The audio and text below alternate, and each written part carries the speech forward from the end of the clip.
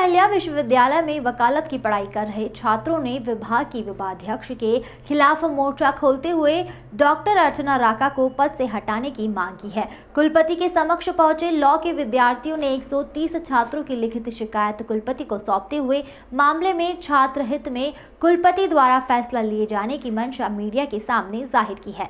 रंगों के महापर्व होली की धूम लगभग पूरी दुनिया में देखी जा रही है, लेकिन डीएवीवी के विभागों में आरोप प्रत्यारोप का दौर गुलाल की तरह होता देखा जा रहा है। आपको बता दें कि 2 दिन पहले डीएवीवी के लॉ डिपार्टमेंट में विभाग अध्यक्ष और छात्रों के बीच तनातनी का माहौल बन गया था। मामला इतना गहरा गया कि मौके पर कुलपति और पुलिस को भी पहुंचना पड़ा। अब 2 दिन पूर्व हुए घटनाक्रम के बाद छात्रों ने विभाग की अध्यक्ष डॉक्टर अर्चना राका के खिलाफ लिखित शिकायत करते हुए कई तरह के आरोप लगाए हैं और डॉक्टर राका को पद से हटाने की भी मांग की है।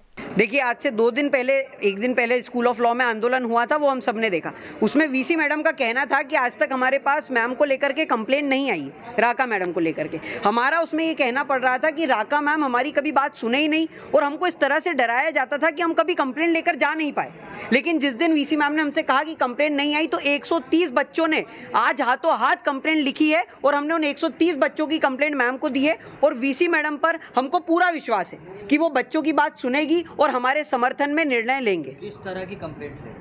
इसमें तमाम तरह की कंप्लेंट्स है। हम कॉलेज में मूड कोर्ट सोसाइटी बनाना चाहते हैं, वो हमें नहीं बनाने दी जाती है। हम लॉ के विद्यार्थी हैं और इंटर्नशिप हमारे जीवन का एक प्रमुख अंग होता है, लेकिन जब हम इंटर्नशिप पर जाने की बात करते हैं तो मैम हमेशा अपनी बातों को, हमारी बातों को टाल करके कहती है तुम्हारी अटेंडेंस काट लूंगी, तुमको डिबार कर दिया जाएगा। तो इस तरह की धमकियां हमको सुनने को मिलती है। कई बार लड़कियों के कपड़ों पर गलत टिप्पणियां दी जाती है, वॉशरूम में सही सुविधाएं नहीं है। इतनी सारी दिक्कतें हैं कि 130 कंप्लेंट का झुंड बन चुका है। अगर मैं अभी गिनाना शुरू करूंगा तो बहुत समय निकल जाएगा। क्या आपने क्या मांग रखी है? तो वीसी से क्या बोले? हम चाहते हैं कि एचओडी मैम को तुरंत प्रभाव से निष्कासित किया जाए, क्योंकि बच्चे इतना त्रस्त हो चुके हैं। ये जो घड़ा फूटा है ये 3 साल से भरा रहा था। जब से एचओडी मैम नियुक्त हुई थी तब से उनके व्यवहार को लेकर, उनकी बातों को लेकर और हर चीज़ों में वो जो अड़ंगा डालते थे, चाहे वो एकेडमिक्स हो या नॉन एकेडमिक्स हो, उन सारी चीज़ों को लेकर आज हमने कंप्लेंट दी है। और हमारी मांग ये है कि जो व्यक्ति 3 साल से हमारी बातें करने पर, हमारे माफ़ी मांगने पर, हमारे झुक जाने पर भी हमारी बात नहीं सुनता है, तो हमें लगता है कि उन्हें निष्कासित ही करना चाहिए। हम लोग बस यही चाहते हैं कि जो भी आज हमारी एचओडी हैं वो निष्कासित की जाए, क्योंकि हमारे साथ जो 3 साल से व्यवहार किया जा रहा है वो एकदम गलत है। हम लोग 3 साल से, हमें रोज़ अटेंडेंस देने आना पड़ता है। हम 5वें साल के विद्यार्थी हैं, हमें रोज़ सुबह उठ के हमको एग्ज़ाम्स देने आना पड़ता है, हमें अटेंडेंस देने आना पड़ता है। फिर हम खाना भी नहीं खाते, हम वैसे ही कोर्ट जाते हैं क्योंकि हमारे पास समय नहीं है। और अगर हम ये बोलेंगे कि मैडम हमको इंटर्नशिप के लिए समय चाहिए और हमें 1 महीने के लिए आप हमें समय दें और हम इंटर्नशिप पे जाएंगे सुबह से शाम तक, तो हमें क्या कहा जाता है कि हमको डिबार कर दिया जाएगा। डिबार कर दिया जाएगा नहीं, डिबार कर दिया जाता है। कई बार ऐसा होता है कि हमें डिबार कर दिया जाता है एग्जाम्स में से, और हमें रोज़ रेगुलर अटेंडेंस देनी पड़ती है। और अगर कुछ भी गलती होती है तो हमें यही डर रहता है कि आज नहीं तो कल हम डिबार हो जाएंगे। 5वें वर्ष के विद्यार्थी को समय देना चाहिए इंटर्नशिप का, वो हमें बिल्कुल नहीं मिलता है। हमारे साथ अभद्र रूप से बातें की जाती हैं, हमारे खिलाफ ऊंची आवाज़ में बातें की जाती है, हमें गलत शब्द, गलत टिप्पणियां बोली जाती है। वो शायद मैं यहाँ पे नहीं बोल पाऊंगी,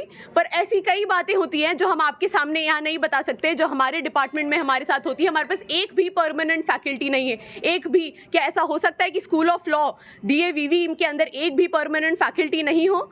हमारे पास इनफैक्ट सिर्फ एचओडी के अलावा कोई भी नहीं है। जितनी भी हमारी फैकल्टीज़ हैं वो सब विजिटिंग फैकल्टीज़ हैं। एक भी फैकल्टी ऐसी नहीं है जिनके पास हम बाद में जा सके, जिनसे हम बाद में बात कर सके। हमारे पास कोई हमारा पक्ष रखने के लिए नहीं है। शायद इसी वजह से आज ये तानाशाह का माहौल हो गया है कि हमारी बात सुनी नहीं जाती, क्योंकि उन्हें भी पता है कि उनके अलावा हमारे लिए कोई भी नहीं खड़ा है। और शायद ऑफिशियल ड्यूटी लीव सैंक्शन नहीं होती है, ऑफिशियल ड्यूटी लीव होती है और हम उसके लिए हम एप्लीकेशन देते हैं, उस पर कभी साइन नहीं होता है। मूड कोर्ट की एक हमको सोसाइटी बनानी थी, मूड कोर्ट सोसाइटी, उसकी आज तक मैडम के पास एप्लीकेशन पड़ी है। 1 साल हो गया उस एप्लीकेशन को पड़े हुए, उन्होंने क्यों साइन नहीं किया है उसका उनके पास भी कोई जवाब नहीं है। वो शायद हमसे इसी तरीके से बात करती है कि वो उनकी जितनी भी ड्यूटीज, रिस्पॉन्सिबिलिटीज है वो उनकी रिस्पॉन्सिबिलिटी नहीं है, वो हम पे एहसान करती हैं ये सब करके। कुलपति के समक्ष पहुंचे वकालत के छात्रों के मामलों को लेकर कुलपति ने भी स्वीकार किया कि मामला 2 दिन पुराना है और बात सिर्फ इतनी है कि छात्रों द्वारा खेले जाने वाले खेल का समय आगे बढ़ाने की मांग की गई थी। और साथ ही कुलपति ने यह भी कहा कि मुझ तक पहुंचे छात्रों ने कई शिकायत लिखित डॉक्टर अर्चना राका के खिलाफ की है, जिस पर विचार किया जा रहा है और समय आने पर विधि संबंध में फैसला किया जाएगा। हाँ नहीं, लॉ में वैसे तो एक बात छोटी सी थी, पर ये बात सैटरडे की है। जब मैं वहाँ पर गई थी, हम लोग होली का देखने गए थे कि होली की कोई जिस तरह का प्रस्तावित थे ऐसे कोई कार्यक्रम तो नहीं हो रहे, तो वो तो कार्यक्रम नहीं हो रहे थे। एक आध जगह डिपार्टमेंट में बच्चे होली खेल रहे थे तो उनको भी मना कर दिया, पर फिर तभी पता चला कि लॉ के बच्चे कुछ एजिटेशन कर रहे हैं।